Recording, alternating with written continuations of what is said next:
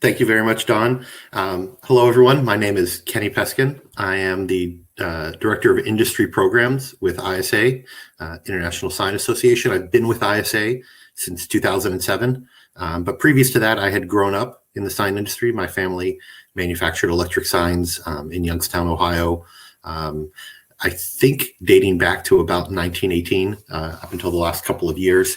So I'm a fourth generation sign guy. The purpose of today's presentation is to talk about some of the key OSHA issues that folks in the industry have to confront. There's been a particular focus over the last decade on crane safety requirements and issues, but we're also going to talk about a couple of other subjects that may be of interest or importance. And one thing before we get too far into the presentation, I'm going to be referring to some resources that are available on signs.org, ISA's website.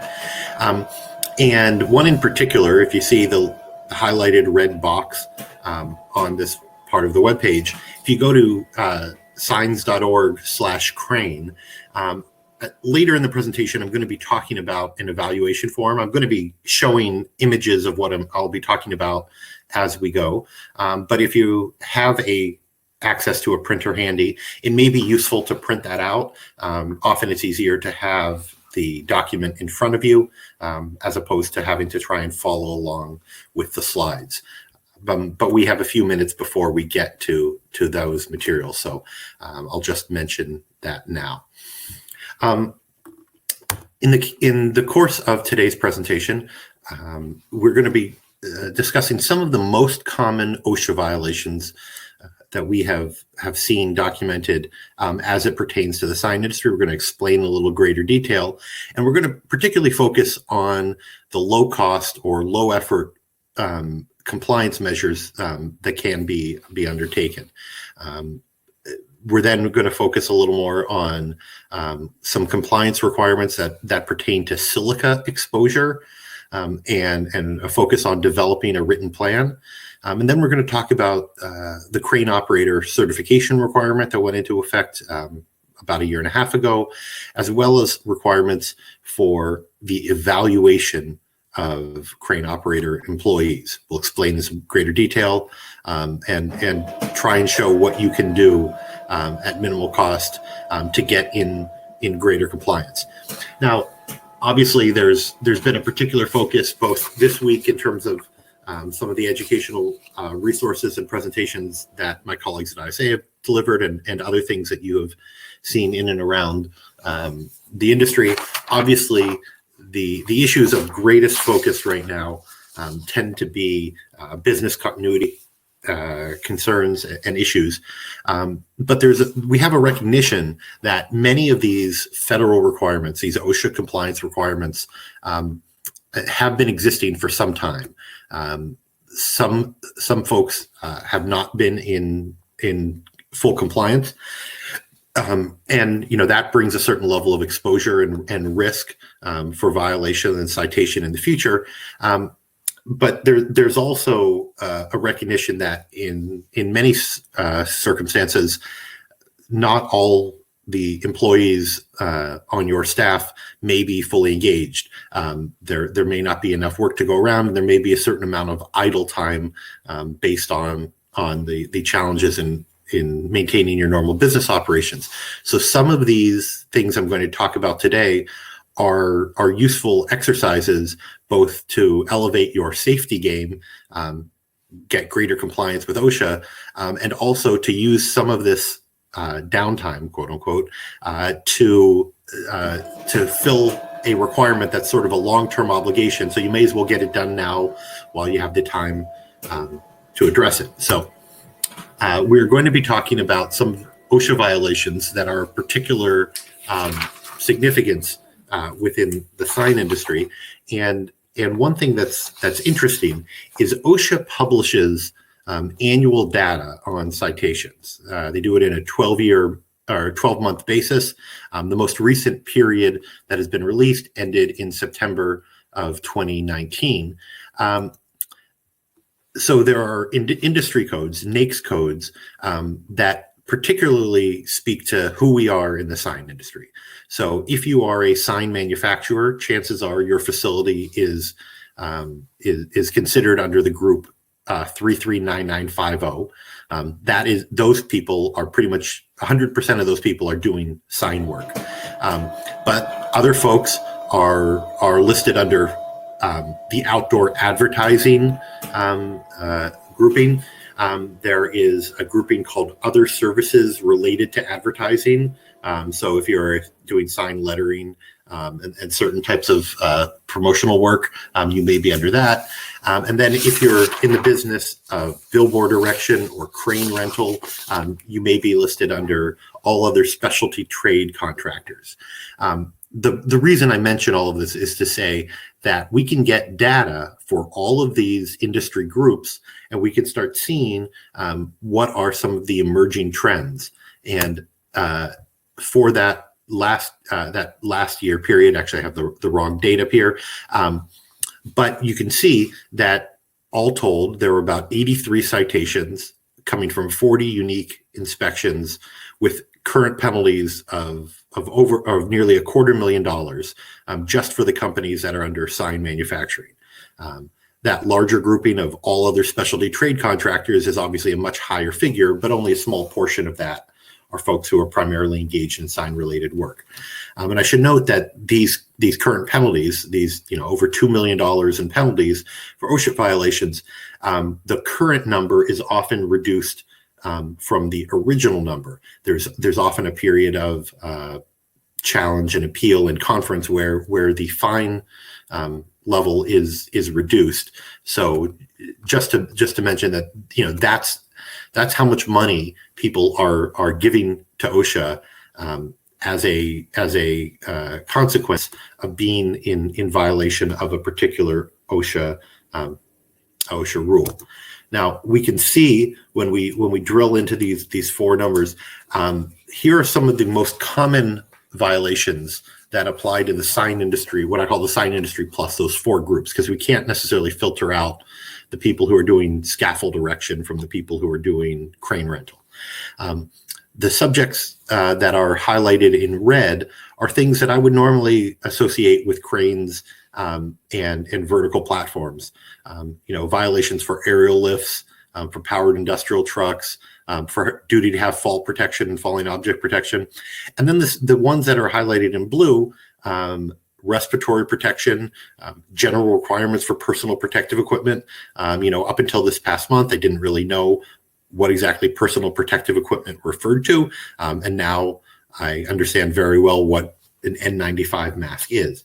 But those are some of the things that we're going to be addressing. And so just to say that what we'll be talking about for the next 50 minutes or so is closely related to the issues that most directly affect sign companies in regards to their OSHA compliance.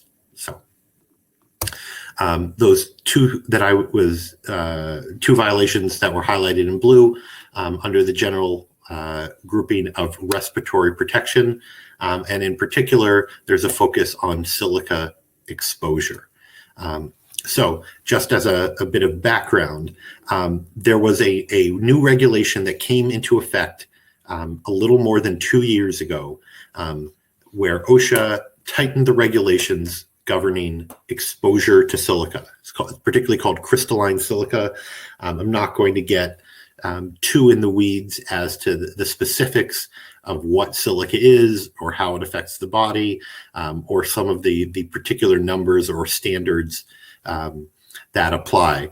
Just understand that if you are doing construction work, silica exposure is a concern, and it's something of compliance, a requirement that now is in effect. At around that time, ISA developed a particular resource that explains many of these issues. It's still available and live, both for members and non-members. But if you have any questions as to what the particulars are and how to comply, please visit signs.org/ISA. silica. What is important and useful and topical today is that there are a lot of administrative controls that you as a sign company owner or manager need to have in place. First, trying to understand what the OSHA standard is. Second, the development of a written plan, which I will talk about a little bit more. There is a requirement to have sort of a proper job and task planning. One of the elements of this is a particular term that OSHA likes using in a number of situations, which is the designation of a competent person. That seems like a very low bar. You don't have to be good at something, you just have to be competent. But that has a particular legal meaning within the world of OSHA regulations. And essentially, there needs to be a knowledgeable person on a particular job site. There often are requirements for some people in the world of construction to do air monitoring. That requirement is highly unlikely to apply to anyone in the sign industry. But it is still a requirement of the regulation. There may be some requirements as pertains to training and implementation of some best work practices. For example, what type of housekeeping do you do at the site? A lot of dry sweeping is not allowed under the new regulations. You have to start doing things with vacuums and other things. Or use of water. So those are some of the requirements that apply. Many of these are ongoing tasks, so it's not necessarily something that you could do right now. But one thing that you can do right now is to develop a written plan for managing silica exposure. So this development of a plan needs to be available for every employee who's necessarily working on the job site. It describes the particular tasks you're doing, what controls you have in place, what use of personal protective equipment, your procedures, your housekeeping, and restricted access to work areas. And again, that designation of a competent person to implement the written plan. Now, this may seem like it's a big ask. It's a challenge, and trying to figure out how you might do that. So ISA had linked to a really useful website resource. There's called Silica Safe. It is a free resource. This is funded by the federal government that will help you develop at no cost a plan for silica exposure compliance. Essentially, you register for a free account. You can upload information to the website. It'll get saved. You can edit it. You can have it printed out. You can do it all for free. In many cases, it will take 1 to 2 hours to complete. But you list all of the applicable information that may apply to how you approach particular job tasks and how you come into compliance. And one of the things that's interesting as you do this is you start indicating what are, for example, the specific materials you may be encountering in your work site. So, for the sign industry, generally it would be some kind of concrete block or stucco or IFAS. But you might not be working very much with brick or with stone. And then you indicate what the particular tools you may be using. And in our case, almost entirely dealing with drilling, but we're not necessarily doing mortar grinding. We're not necessarily doing cutting. And because we may not be working, for example, more than 4 hours on a shift at those tasks, or we may not be we're generally not going to be in a fully enclosed space, surrounded by 3 walls. So the wind doesn't help dissipate things. In almost every situation, all that needs to occur is to have this written plan that indicates that we've considered all of the particular challenges and obstacles and job tasks, and this is what our plan is. In almost every situation, a sign company isn't going to be required to provide PPE or other types of more expensive, more difficult monitoring and testing to make sure that there's that there is no workplace hazard. But it is a very useful exercise, and it's a document really that I think many of you already need to have, not only for compliance with federal rules, but very often if you're entering onto a job site with a general contractor, a shopping mall project or an office building, many of those foremen and general contractors may require those documents because they need to be in compliance. So if you can have that created in advance, that greatly can reduce the burden and the paperwork need in order to approach a particular job that may encounter in the future. So once you've created that plan, it may be useful also, while you have some time, to identify who is going to be the competent person to implement that plan when you're on a job site. That individual's duties are to identify existing and foreseeable hazards. That person would have the authority to take corrective measures, and this isn't so relevant to the sign industry, but that they would frequently visit and inspect the job sites, the material, and the equipment. In most situations with the sign industry, you're on site for a portion of a day or just a couple of days, and that person is probably on the job site the entire time. In addition, once you have developed the plan, you should figure out how you would have communication and training available to your workers. For example, your workers need to have access to the labels on material containers or safety data sheets. It's unlikely that stuff is directly applicable to the sign industry, but it's required under the rule, and receive some information and training on compliance and the occupational risks. Again, this is stuff you can figure out on an ongoing basis. It's really the development of that written plan that's going to be particularly important. Going back to earlier on that list, I had mentioned those ones in blue that we focused on with regard to silica, but the ones in red are some of the things dealing with cranes and lifts.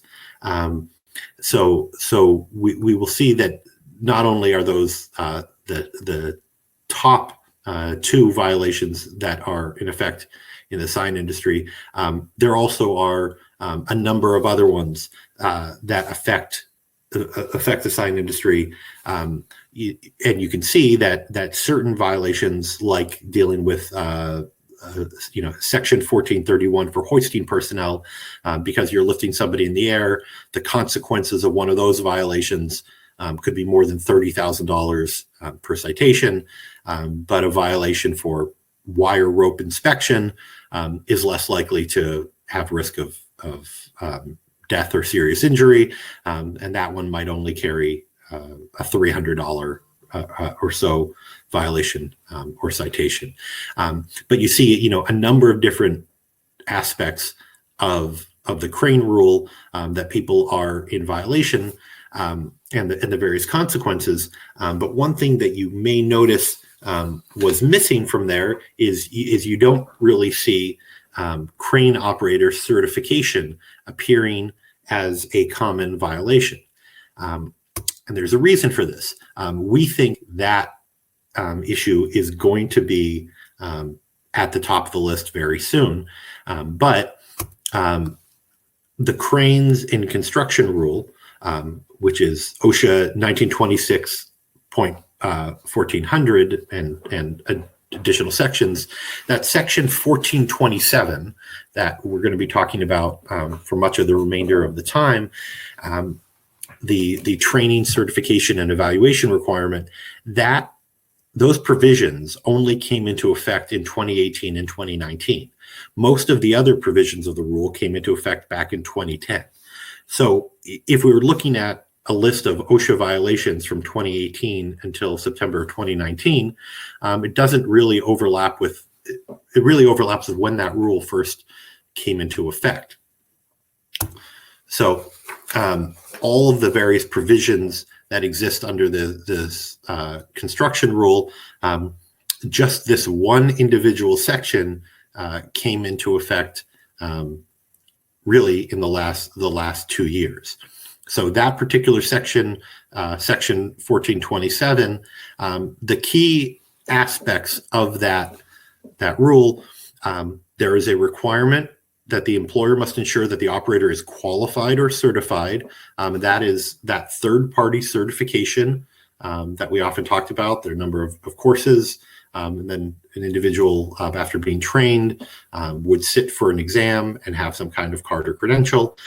But there is a newer provision that was less focused on over the course of the development and implementation of the rule. There's a requirement that the employer ensure that operators of equipment are competent to operate the equipment safely.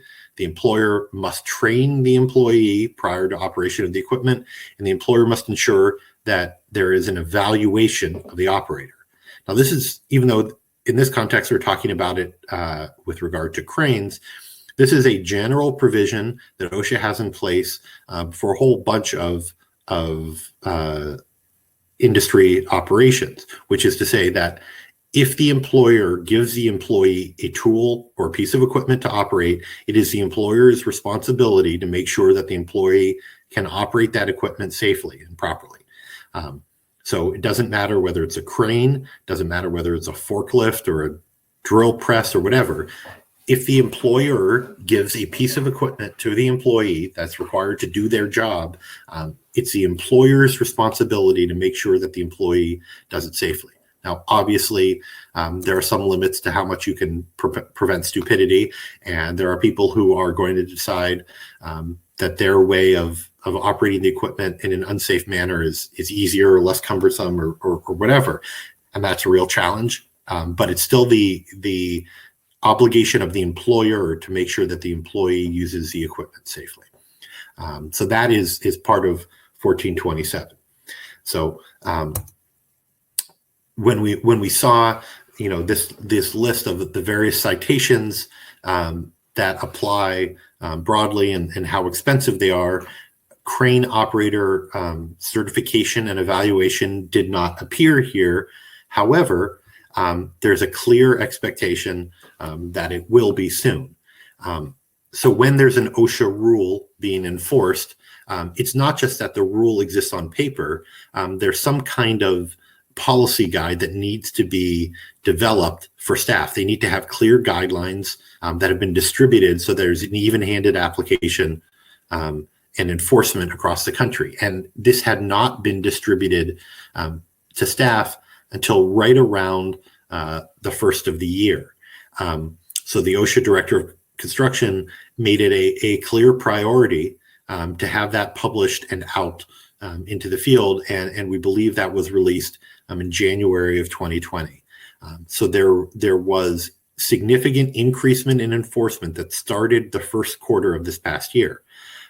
Obviously, we don't have a crystal ball. We don't know, in light of the current situation we have in our economy, what the enforcement priorities and enforcement resources are going to be in the near future. But this was a key priority, and we were beginning to see examples of sign companies who were being asked for or being cited for noncompliance with these requirements. So we think the enforcement of requirement 1427 is likely going to be occurring as people reemerge back onto the job site.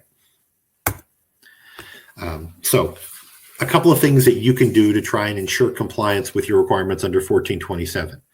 First off, visit signs.org for all the guidance and the links. Next, try and verify that you and your employees have the correct certification. We've had a number of sign companies come to us for help because it turned out that what they thought was proper certification was not. If you have put your people through some kind of training or test, understand that what is required under this particular rule in order to operate cranes in a construction function, there has to be some kind of written exam scored by a third party, and some kind of hands-on practical exam. There are a lot of training modules and courses that are out there where somebody can have some kind of one-day training, and you get some kind of printed certificate or emailed document. That may be acceptable training for certain scenarios, but not under the requirements of the cranes and construction rule. There needs to be a written exam that is scored. The exam would be issued by one of several organizations. The two most likely to be applicable in the sign industry are NCCCO, the National Commission for the Certification of Crane Operators, or NCCER, which I believe is the National Center for Construction Education and Research. These credentials are valid for a period of 5 years, and these credentials are portable, which means that an employee is the person who is certified, not the employee as a employer during their employment with a particular company. And you will have some kind of card, a legitimate NCCCO card, just to use one of the examples. It will have a photo, it will have a unique credential ID number, and it will list the types of categories, the types of construction equipment that the credential applies to. Simply having some kind of PDF document may not be sufficient. And if you have any questions, please feel free to contact me or my colleagues at ISA. So that's one of the first things that you can do. And this was the area of focus that people were most concerned about leading up to a 2018 deadline. So a lot of our attention, and quite frankly, a lot of our money went to getting the certification that was required for our crane operators. But there was also a requirement for evaluation that was sort of a last minute addition to the rule. And what evaluation means in this context is that you as an employer need to ensure that the operator has skills, knowledge, and judgment that are necessary, has the ability to perform the required hoisting activities. An evaluation needs to be conducted by an individual with knowledge, training, and experience. The employer must document the completion of the evaluation, and we'll go through one way to document that a little bit later. This document needs to be available at the worksite. Obviously, your cranes are going to be deployed out in the field as various businesses and facilities are having signs installed or serviced. So that document needs to be available on the truck or retrievable at that location. And when an employer is required to provide retraining, there needs to also be a reevaluation. Retraining might occur because you have a new piece of equipment that's substantially different from your other equipment. It's not enough to, if you've trained somebody to use, an 80-foot crane, that training or that evaluation is sufficient for all 80-foot cranes. There may be differences, significant differences in the operator controls or the functionality of that piece of equipment. If they're substantially different, there needs to be different training. There needs to be a different evaluation. So that's what the requirement is for the employer. Now, this evaluation can be done in-house, or it could be farmed out to a third-party firm or individual. That option is available to everyone. I mentioned earlier that it would be great if you had printed out that particular form, the evaluation form, which we're now going to get into and discuss. So if you haven't done it and you want to right now, again, signs.org/crane, where the red box is superimposed. That's where you can print out what is a 4-page PDF. There are some crane evaluation forms that are 1 page. We spoke to a number of experts and decided that a 4-page document was going to cover all the various contingencies and all of the particular things that we thought were necessary as part of the evaluation. But don't be overwhelmed. The 4-page document actually is not as intimidating or cumbersome as you may have thought. Outside of this context, we have spent entire webinars explaining how to fill out the template. So if you are an ISA member, and I strongly hope that you all are, you can at no additional cost go on the ISA website to the recorded webinars and get walked through this in even greater detail.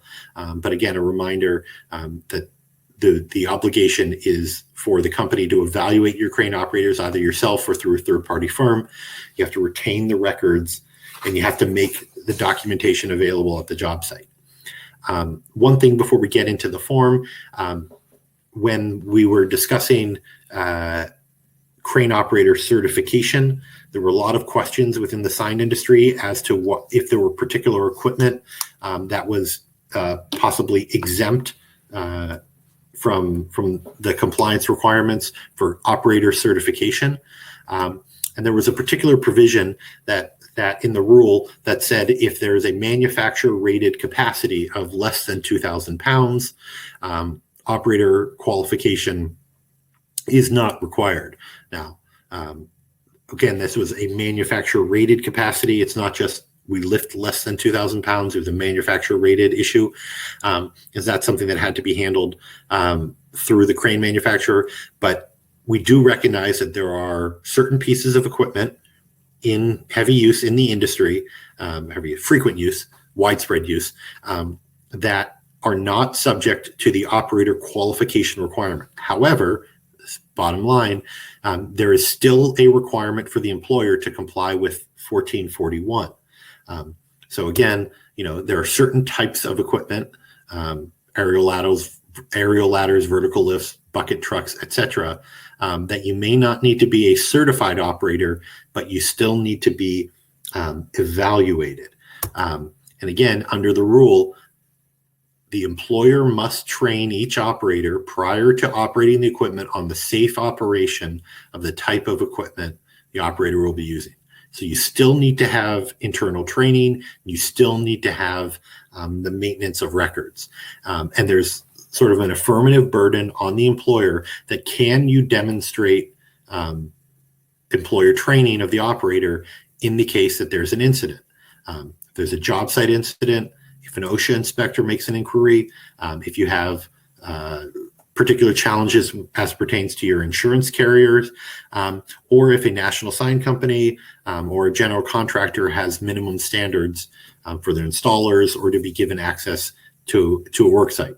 So there needs to be the ability to demonstrate adequate training, and that employer evaluation goes a long way to meeting the ability to demonstrate the adequacy of the training. So the employer evaluation requirement still applies even if you don't have the certified operator obligation. So let's get into some of the specifics of the employer evaluation requirements. We're going to go through these kind of quickly. So this, I think I mentioned, this was a change that developed during the course of the implementation of the rule. There was employer evaluation was considered an interim requirement, but there was a recognition by folks in and around the crane industry that requiring comprehensive training of operators was a good thing. And so they decided to clarify and permanently extend the employer duty to evaluate potential operators. And again, the requirement of the documentation of that evaluation. And again, I mentioned that there was a lot of focus on certification leading up to 2018. In the eyes of OSHA, qualification is the most important thing. And it takes certification plus evaluation in order to get qualification. And if your crane operators have not been both certified and evaluated, chances are they're only an operator in training in OSHA's eyes. And if you're only an operator in training, you need additional supervision. So some of the specific requirements for employer evaluation. So there's an obligation on the part of the employer to provide sufficient training, instruction, monitoring, assigning of tasks within the operator's ability, that there be monitoring of the training, and there will be retraining when necessary. Sorry, the amount of verbiage sort of faded into the grayed out section at the bottom of the slide.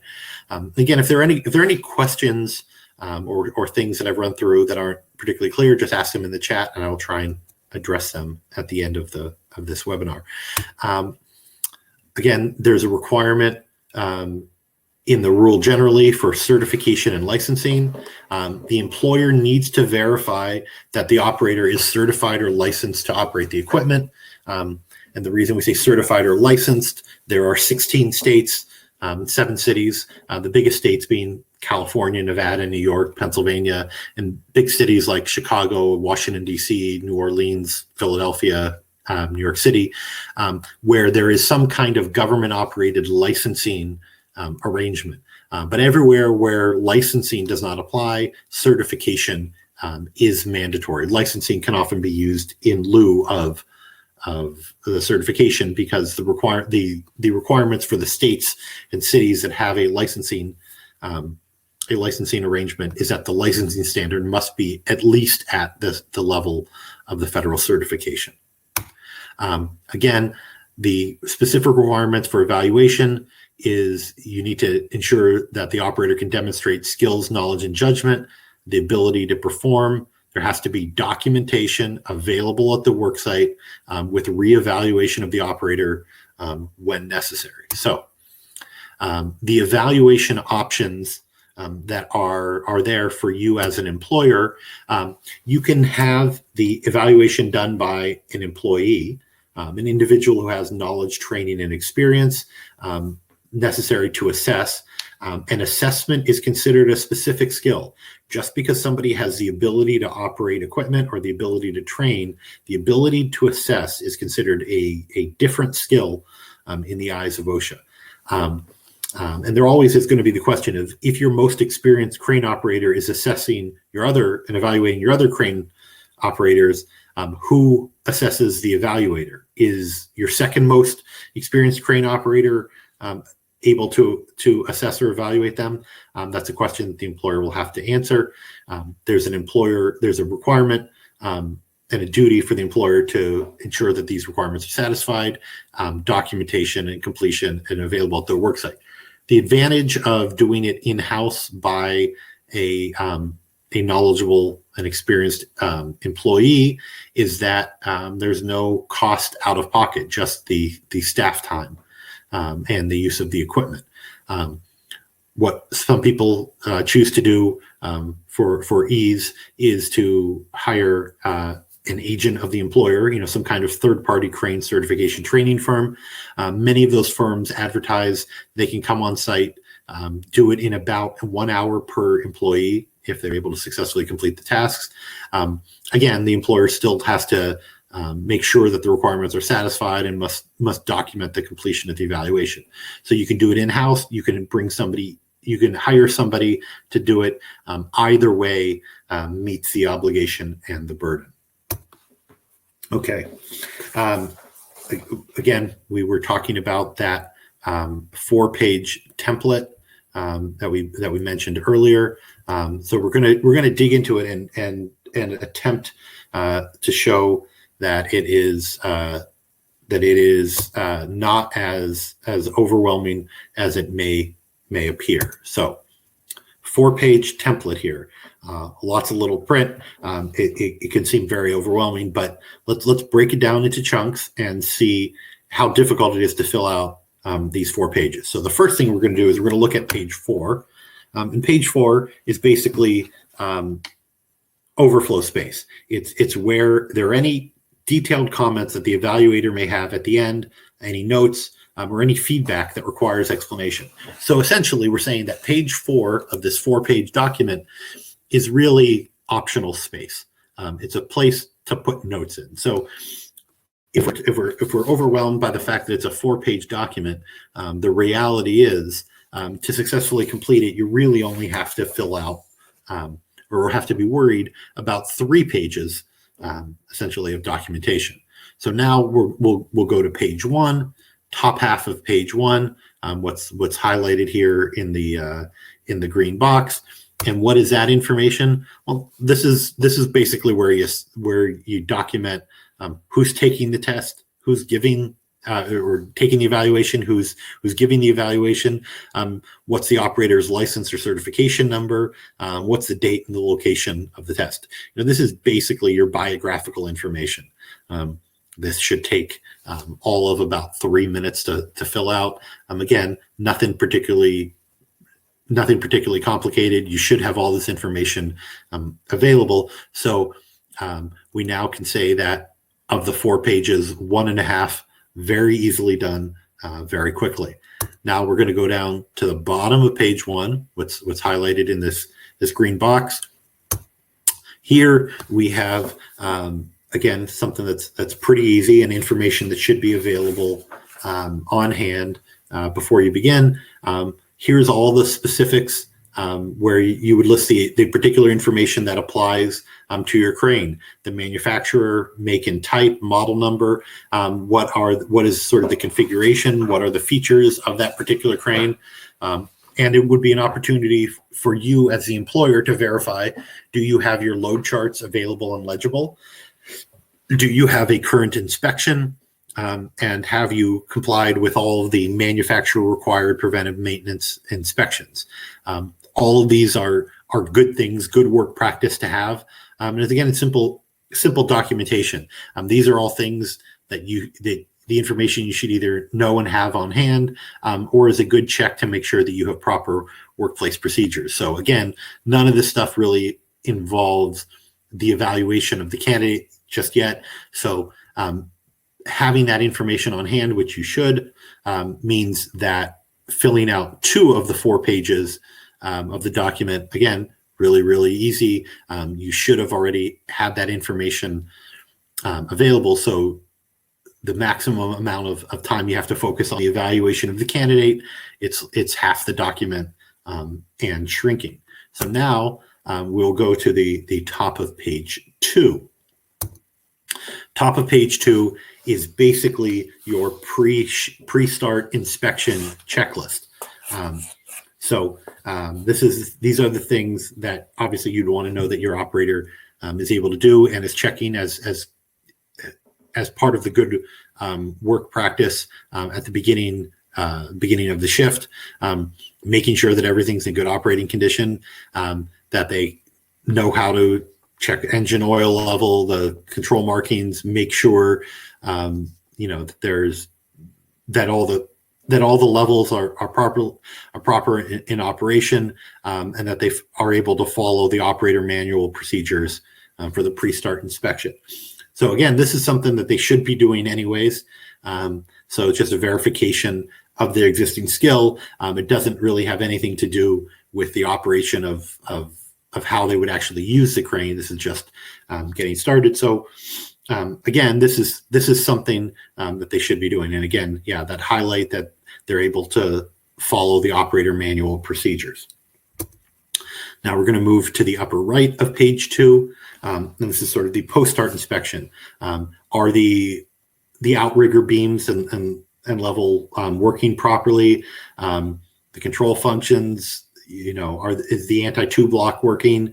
All of the things that you would want to know are in proper working condition. This is simply a verification that everything about the crane is working and that they know how to do all these things. Again, not particularly difficult in terms of the operation of the crane. It's really just, again, getting started. These are all things that should be occurring as a matter of in the course of the regular procedure. So now we have, I guess, 2 1/3 of the pages complete. Now we get to things that are a little more in the meat of it. What is the familiarity of the employee with the operator manual, with the crane hand signal chart. There were changes in 2010 with regard to standardization of signals, but there are a lot of folks in the industry who've been doing it for a lot longer who may not necessarily be using the proper signals. But this is the familiarity with the things that folks will be using in the course of their work. So again, we want to make sure that employees know how to operate the automatic overload prevention device, the outrigger position sensor, all of those kinds of things. So knowing that familiarity, these are very important skills that protect the employee and protect the employer to make sure that operation is occurring safely. So we'll focus on that. Next is more of a check on the employer. When you're operating a crane, do you have a dedicated spotter assigned, if it's applicable? Is there a qualified signal person, again, if applicable? And is there a qualified rigger? These are all particular requirements that apply and have applied for almost a decade. Just verifying what your workplace procedures are. Again, very good, useful check. And right next to that, the hoisting activities. This is the section that is, the particular test. This is the challenging part, making sure that the particular skills that your operator is able to demonstrate them. The knowledge to plan and perform critical lifts, and then the actual performance of it, of a blind lift, of knowing the proper procedures and operation when in proximity to power lines. These are the kinds of things that are important, crucial to safe operation of cranes in the course of your assigned business. These are the things that really need to be evaluated to make sure that the people have the necessary skill to do it safely. So this is the section that is a particular challenge. But it is nothing that should be beyond the scope of what your existing operators are able to do. But this is a section under hoisting activities that I think folks should be most focused on. But again, this is 1/6 of one page, these couple of things. And again, you should be able to do all of this in the course of about an hour. A little bit additional focus. A little bit additional focus on what we were showing earlier, which was a little focus on the return, shutdown, and securing of a crane at the end of the shift. Knowing how to set the brakes, how to retract the outriggers, retract and stow the boom and the hook. Again, normal things, normal procedures. That part not particularly difficult.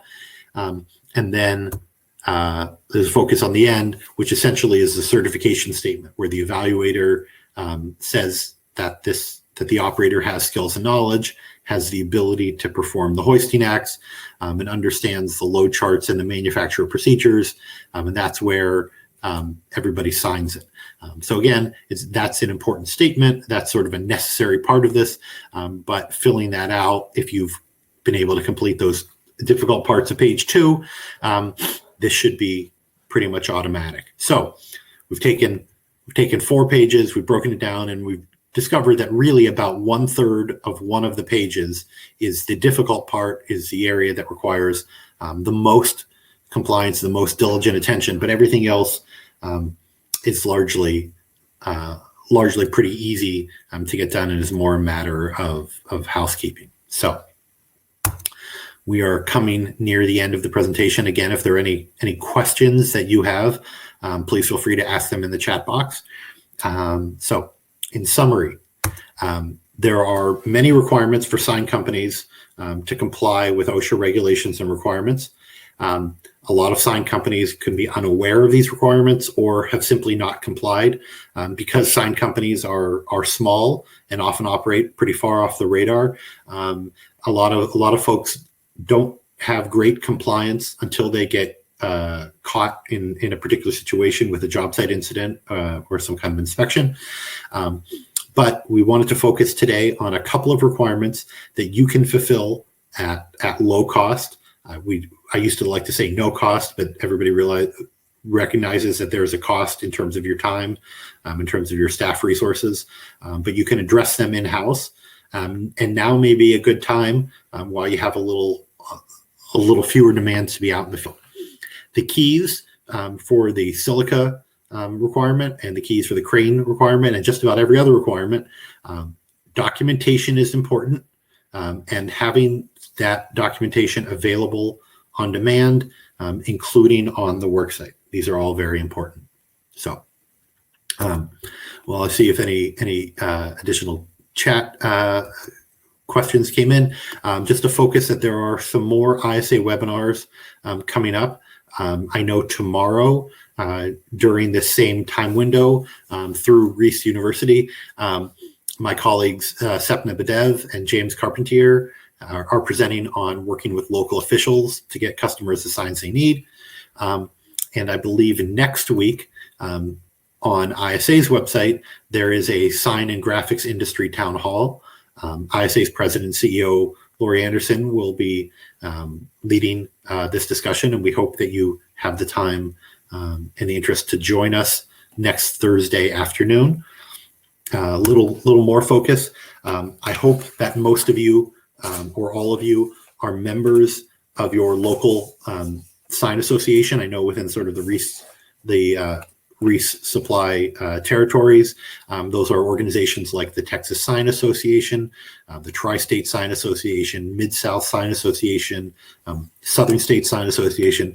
These are the local partners that are most engaged in understanding and leveraging the strength, working together to deal with a variety of compliance and industry resource issues.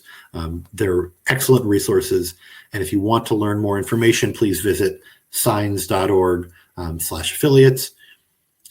One last thing, a lot of our focus educationally, networking, and for business opportunities is the ISA International Sign Expo, which had been scheduled for early April before our current health emergency changed the game. It has been rescheduled for August 23rd through the 25th in Orlando, and we really hope that you all join us. For more information and to register, please visit signexpo.org/register, and there's a promo code industry update. So with that, I don't know if there are any questions waiting to be asked, but if anything comes up, again, I am Kenny Peskin. You can see me on the slide, clean shaven as I was when I still had to leave the house.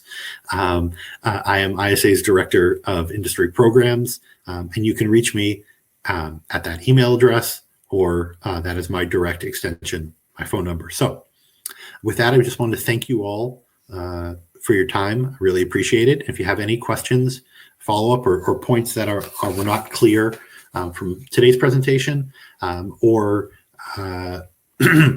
aren't clear about the resources on the website, please contact me, and I'm very happy to answer those questions or anything a little bit later. So with that, I guess I will turn it back over to Don.